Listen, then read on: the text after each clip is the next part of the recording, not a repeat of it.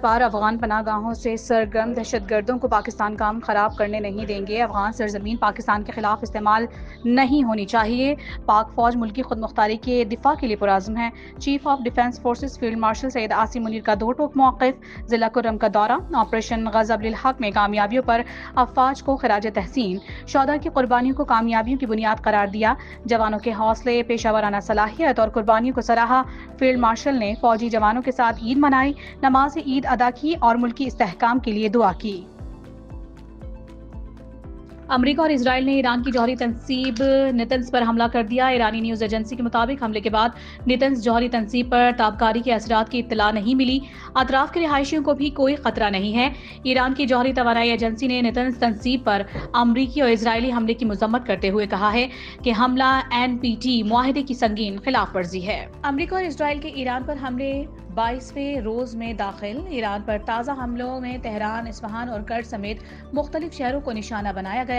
امریکی افواج نے آبنہ ہرمز میں بھی ایرانی ڈرونز اور بحری جہازوں پر حملے کیے۔ آبنہ ہرمز کلیئر کروانے کے لیے نیا آپریشن شروع۔ نچلی پرواز کرنے والے A-10 طیارے اور اپاچی ہیلی کاپٹرز تعینات۔ ایران کا اسرائیل کا F-16 لڑاکا طیارہ تباہ کرنے کا دعویٰ۔ ایرانی میڈیا کے مطابق پاسداران انقلاب نے اعلان کیا ہے کہ اسرائیلی طیارے کو وسطی ایران میں ہفتے کی صبح 3:45 پر فضائی دفاعی نظام کے ذریعے نشانہ بنا کر تباہ کر دیا گیا۔ ایران کے اسرائیل پر حملے جاری۔ امریکہ اور برطانیہ کے مشترکہ فوجی اڈے پر میزائل حملہ۔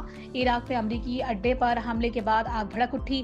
ایران کا حیفا اور تل ابیب کے 25 مقامات کو بھی نشانہ بنانے کا دعویٰ۔ ہم پر جنگ مسلط کی گئی، جب تک ضروری ہوگا اپنی حفاظت جاری رکھیں گے۔ ایران کے وزیر خارجہ عباس عراقچی کا جاپانی میڈیا کو انٹرویو۔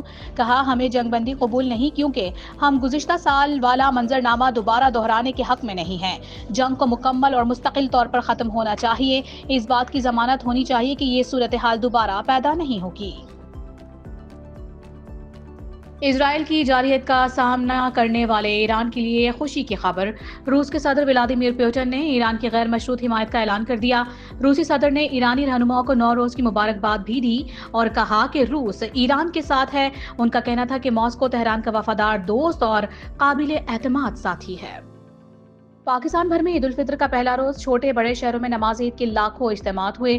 ملک کی سلامتی، ترقی، خوشحالی اور امت مسلمہ کے اتحاد و یگانگت کے لیے خصوصی دعائیں مانگی گئیں۔ عید کے دن لوگ گلے شکوے بھلا کر ایک دوسرے سے عید ملے اور مبارکباد دی۔ عید کے موقع پر ملک بھر میں سیکیورٹی کے بھی انتہائی سخت ترین انتظامات۔ بچے اور بڑے عید کی خوشیوں کو بھرپور طریقے سے منانے میں مصروف، موج مستیاں جاری۔ بچے عیدی سمیٹنے کے بعد اسے ٹھکانے لگانے میں مگن۔ کوئی آئس کریم کے مزے لے رہا ہے تو کوئی جھولے جھولنے اور من پسند چیزیں خریدنے میں مصروف ہے۔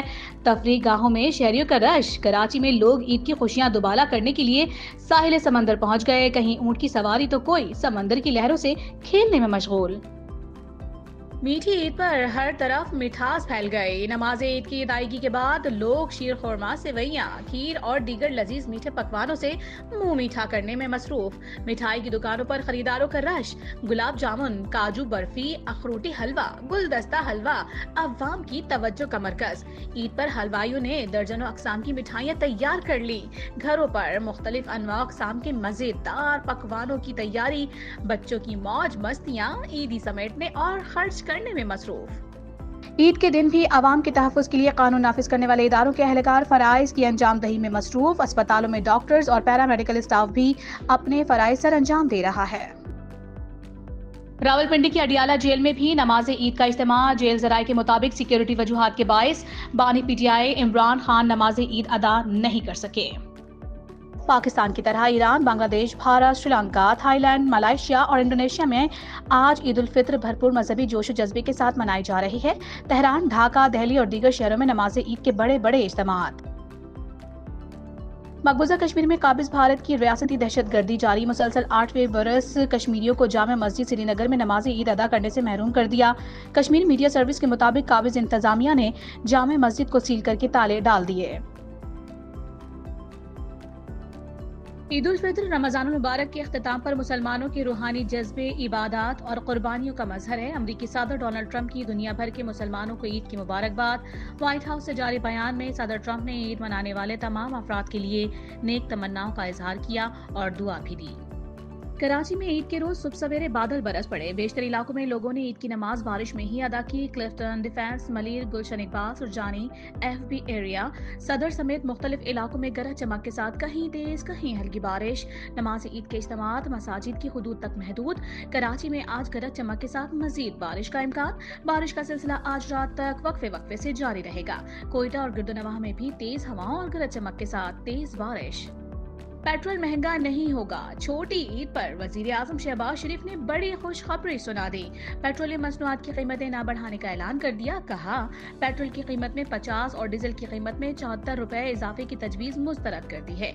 ईद के पुरमसरत लम्हात में कीमतों में होशरुबा इजाफा न करके 45 अरब रुपए का इजाफी बोझ हुकूमत खुद बर्दाश्त करेगी। खित्ते में जंग ने आलमी मईशत और इस्तेहकाम को झंझोड़ कर रख दिया है। दुनिया गैर मामूली आजमाइश से दो चार है। आने वाले दिनों में आलमी मंडी में तेल की कीमतें मजीद ऊपर जा सकती हैं। सबको मिलकर बचत के हवाले से आइंदा का लाहे अमल बनाना होगा। वजीर इत्तलात अता तारड़ ने खबरदार कर दिया, जबकि वजीर पेट्रोलियम कहते हैं कि हुकूमत और अवाम दोनों को तवानाई की बचत में भरपूर किरदार अदा करना होगा। और सबको ईद की खुशियां मुबारक। उम्मीद है अपनी फैमिली और प्यारों के साथ ये दिन स्पेशल होगा। ईद की मुनासिबत से लिबास पहने हुए फुटबॉल की दुनिया के मेगा स्टार क्रिस्टियानो रोनाल्डो का मुसलमानों के लिए मुबारकबाद का पैगाम।